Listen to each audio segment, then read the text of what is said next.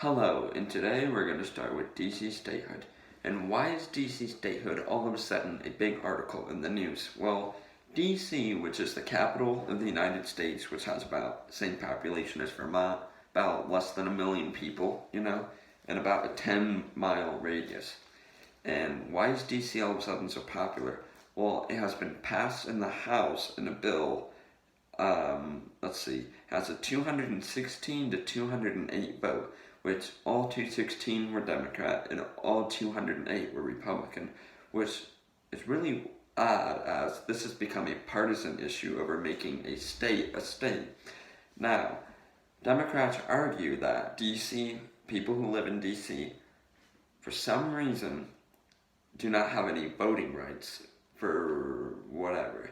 Now, yes, they vote in elections, but apparently they don't vote towards the Electoral College, which I think of DC as a city, not really a state.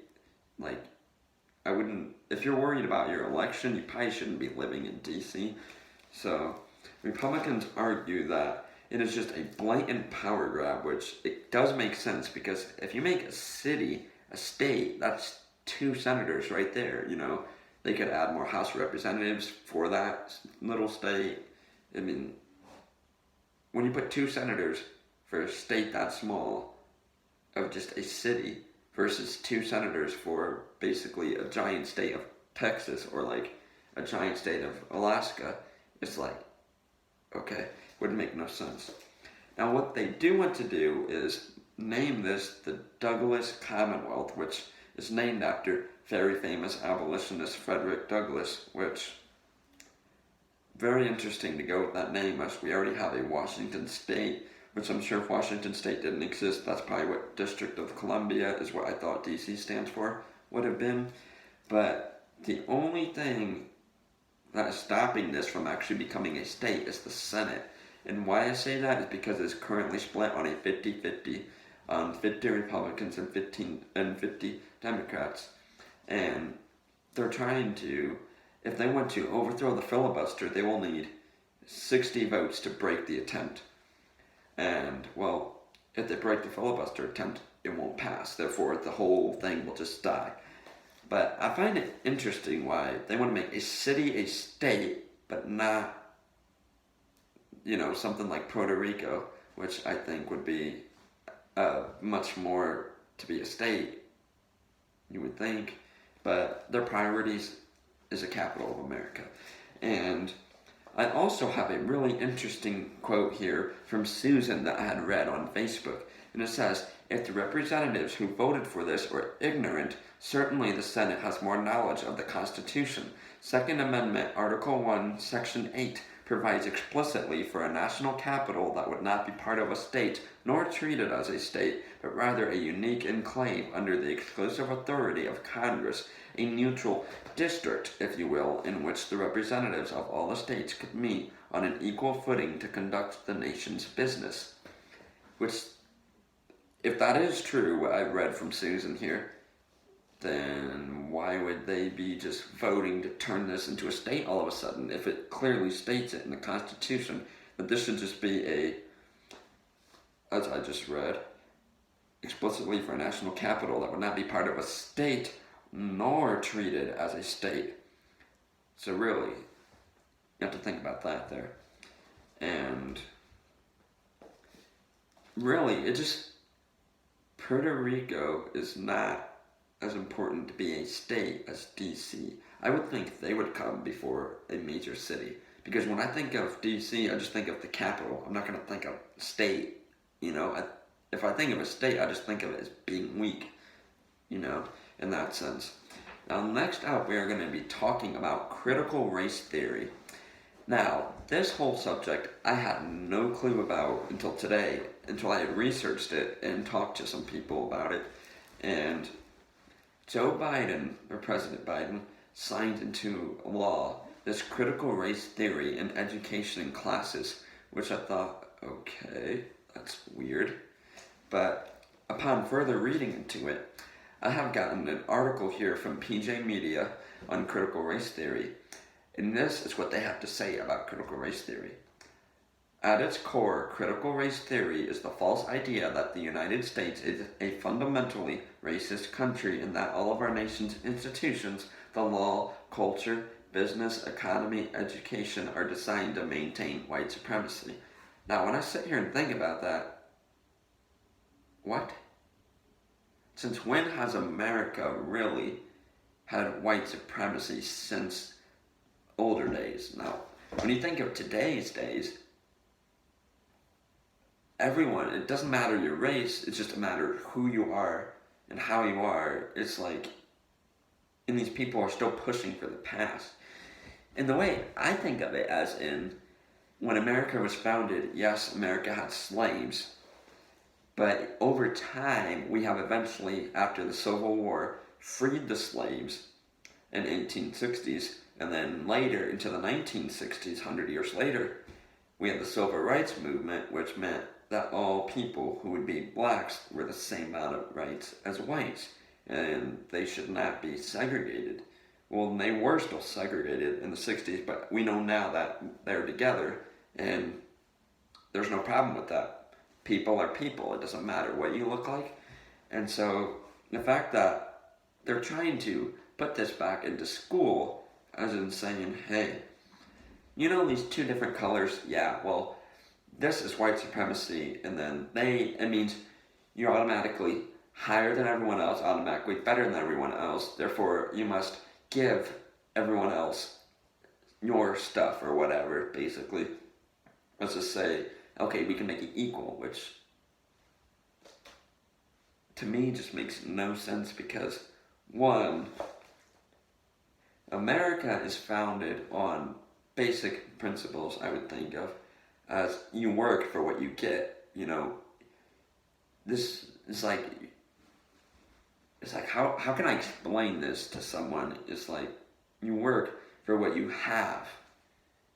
You get in hard work, you get, you know, what you want back. You work towards it, you get it back. And they're bringing this into schools now.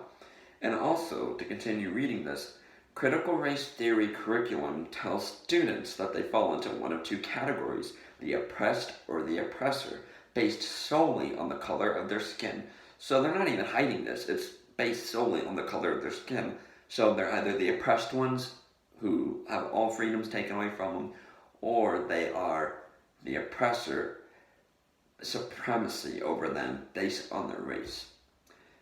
It tells students that if they are white, then they are privileged and racist, and makes them affirm this ideology through classroom discussion and assignments. So basically trying to say that if I am white, it means I'm automatically racist, automatically supremacy over anyone else, which is very toxic because that's not who we are today. Some school districts take it even a step farther and physically segregate students based on their race for lessons. What?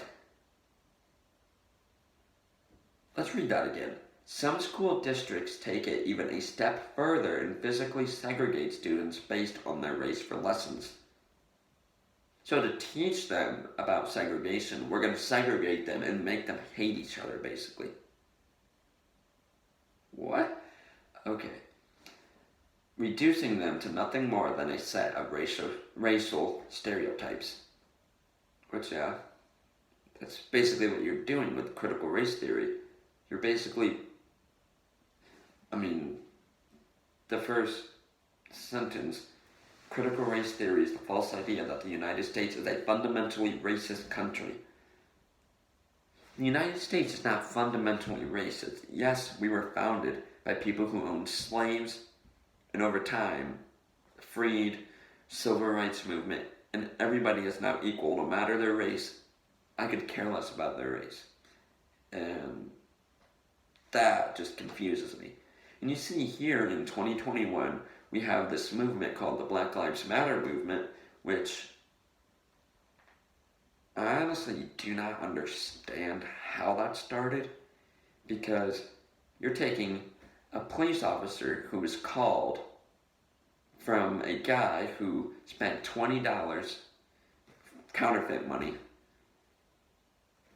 cop called on him, so the cop came, talked to him, and the fact that he didn't listen to the cop and wasn't doing, hey, can you do this for me? Can you tell me, can you do this?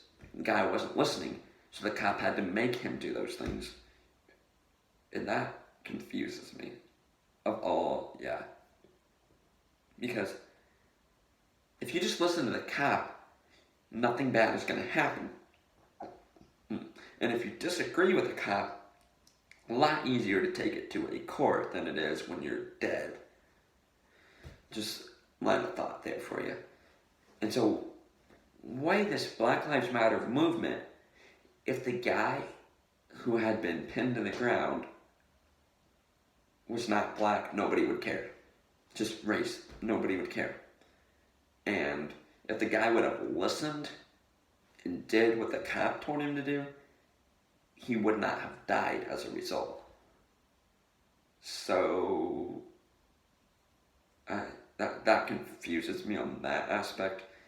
And when they did the trial, which they just had it the past week here, since it is April 23rd, 2021, as of this recording, and when they had this Black Lives Matter group, were threatening the jurors, the judge, were threatening this whole trial. If you do not convict the officer, we will burn down the city. We will destroy this. So now they're actively encouraging violence if they do not get their way. Which, that's how you destroy America from the inside out, is that you discredit the system that's there, automatically make it worse, or, compare it, saying, no, we have not improved, we're back at this old stage. And I just sit here and go, what? But that's with the whole Black Lives Matter, which I have no problem with people protesting for what they believe in. However, do not burn down stuff, do not attack people, do not target a certain type of people, because, hey, by the way, they're the ones that are racist for targeting people who are not the Black Lives Matter movement, for targeting police officers, but they're targeting them under a disguise of cops bad, and the media following in and going with them on it, which that becomes toxic, because then that whole cult group can then basically get away with whatever they want. They can do whatever they want. It's like, great. So, yep. So, I would like to thank you guys for watching this on today's video, as we talked about DC statehood and then critical race theory that President Biden signed, and we will catch you all on the next one.